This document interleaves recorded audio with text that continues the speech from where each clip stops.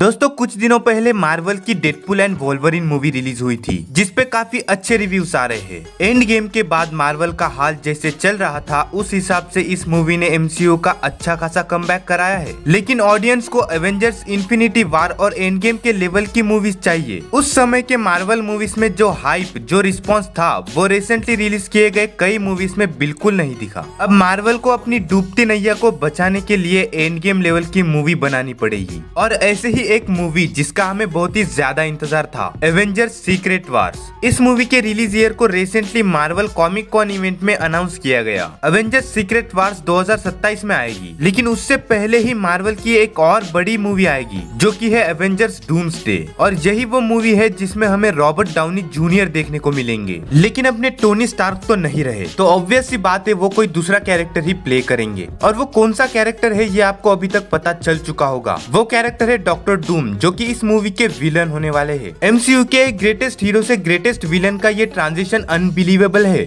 लेकिन अब लोगों के दिमाग में कई सवाल होंगे, जैसे आरडीजे अगर डॉक्टर डूम का रोल प्ले करेंगे तो आयरन मैन और डॉक्टर डूम का फेस मैच करेगा, जिसका कोई सेंस नहीं बनता। ऐसे बहुत सवाल आपके दिमाग में होंगे, जिनका जवाब आगे आपको वीडियो में पता चल जाएगा। इस वीडियो में हम इन 3 पॉइंट्स पर बात करेंगे। आखिर डॉक्टर डूम कॉमिक यूनिवर्स में है कौन, उसकी पावर्स और एबिलिटीज क्या है, मार्वल ने आरडीजे को ही इस रोल के लिए क्यों चुना, आखिर एक हीरो का और एक विलन का फेस सेम कैसे हो सकता है। सबसे पहले पॉइंट से शुरू करते हैं, वो doctor doom is and his significance in Marvel comic universe. देखो, डॉक्टर डूम को अभी तक मार्वल मूवीज में इंट्रोड्यूस नहीं किया है, लेकिन मार्वल के कॉमिक यूनिवर्स में डॉक्टर डूम को सबसे बड़े विलन की तरह दिखाया गया है। इतना बड़ा कि कुछ कॉमिक्स में तो डॉक्टर डूम थैनोस को भी मार देता है। डॉक्टर डूम, जिनका असली नाम विक्टर वॉन डूम है, जो कि मार्वल कॉमिक्स के सबसे कॉम्प्लेक्स और पावरफुल विलन्स में से एक है। इस कैरेक्टर को स्टैन ली और जैक किर्बी ने क्रिएट किया था, जो कि पहली बार 1962 में फैंटास्टिक फोर में दिखाई दिए। डूम न केवल एक सुपर विलन है, बल्कि एक ब्रिलियंट साइंटिस्ट और एक जादूगर भी है। और डॉक्टर डूम न केवल फैंटास्टिक फोर के लिए, बल्कि मार्वल यूनिवर्स के कई अदर हीरोज के लिए भी एक मेजर अपोनेंट है। उसकी इंटेलिजेंस, साइंस और मैजिक दोनों में उसकी महारत के साथ मिलकर उसे एक यूनिक और डेंजरस विलन बनाती है।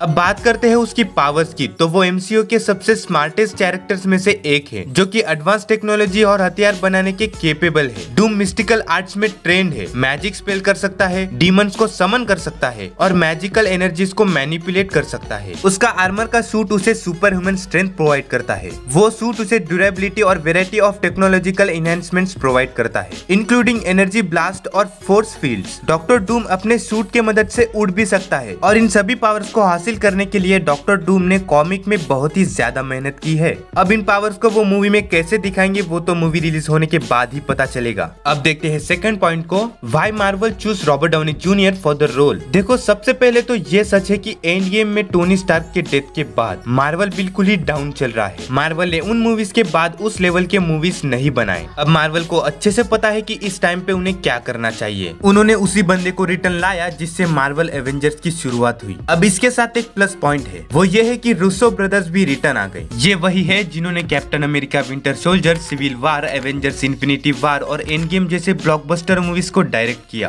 प्लस उसी राइटर को रिटर्न लाया गया, जिसके बाद ऑडियंस की एक्सपेक्टेशन और बढ़ गई। मार्वल के डाउनफॉल को बचाने के लिए उन्हें आरडीजे को लाना ही पड़ा, लेकिन इस बार वो पॉजिटिव के बजाय नेगेटिव रोल प्ले करेंगे। लेकिन आरडीजे ने आयरन मैन का रोल प्ले करके इतना फैन पावर अर्न कर लिया है कि ऑडियंस उन्हें बस वापस एमसीयू में देखना चाहती है। बाकी डॉक्टर डूम के लिए आरडीजे को ही चूज करने के पीछे एक और कॉमिक वाली थियरी है, जो कि हम अगले पॉइंट में डिस्कस करेंगे। How can a hero and a villain have the same face. अब मार्वल ने आरडीजे को रिटर्न तो लाया है, लेकिन वो प्ले करने वाले है एक डिफरेंट रोल। लेकिन कैसे एक एक्टर 2 कैरेक्टर को प्ले करे, वो भी सेम ही यूनिवर्स में। वेल, कुछ कॉमिक्स में ऐसा हो चुका है। इसके अलग अलग स्टोरीज है। उन्हीं में से एक आती है व्हाट इफ वाली कहानी, जो कि है iron man demon in an armour. इस कहानी में विक्टर और टोनी एक ही यूनिवर्सिटी में पढ़ने आते हैं और एक ही लैब में एक साथ काम करते हैं। अब इसमें अपना टोनी स्टार्क ही इकलौता ऐसा बंदा था जो विक्टर वॉन डूम को इंटेलिजेंस में टक्कर दे सकता था। और दूसरी तरफ विक्टर को ये बिल्कुल पसंद नहीं था। उसे हमेशा से नंबर 1 पोजीशन पे रहना ही पसंद था। इसी वजह से विक्टर एक एक ऐसी मशीन बनाता है जिससे एक दूसरे की बॉडी स्वैप हो सकती है और वो टोनी को जैसे तैसे करके उस मशीन में फंसा देता है और फिर विक्टर और टोनी की बॉडी स्वैप हो जाती है, यानी कि विक्टर की बॉडी में टोनी आ जाता है और टोनी की बॉडी में विक्टर। अब इसमें टोनी के चेहरे में डूम अपने हरकतें चालू कर देता है, लेकिन उसका मानना है कि मैं अपने लोगों के लिए काफी अच्छा हूँ और काफी अच्छा कर रहा हूँ, लेकिन बुरे तरीके से। बाकी ऐसे ही और भी कॉमिक्स है जिनमें अलग अलग स्टोरीज बताए गए हैं। अब देखना यह है कि मूवीज में हीरो से विलन वाला ट्रांजिशन